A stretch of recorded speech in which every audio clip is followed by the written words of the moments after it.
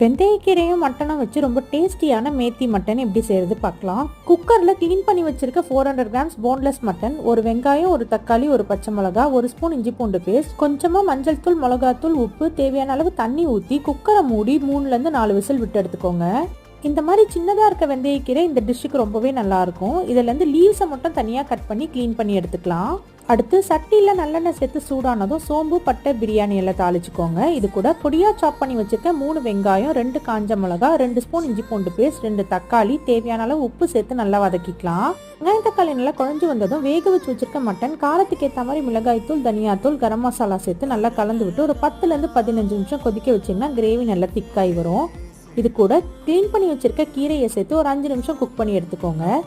எண்ணெய் பிரிஞ்சு வந்ததும் கொஞ்சமாக மிளகுத்தூள், கை நிறைய கொத்தமல்லி சேர்த்து கலந்து விட்டிங்கன்னா ரொம்ப டேஸ்டியான மேத்தி மட்டன் ரெடி. இதை கண்டிப்பாக ட்ரை பண்ணி பாருங்கள். நாளைக்கு வேற ஒரு ரெசிபியோட பார்க்கலாம்.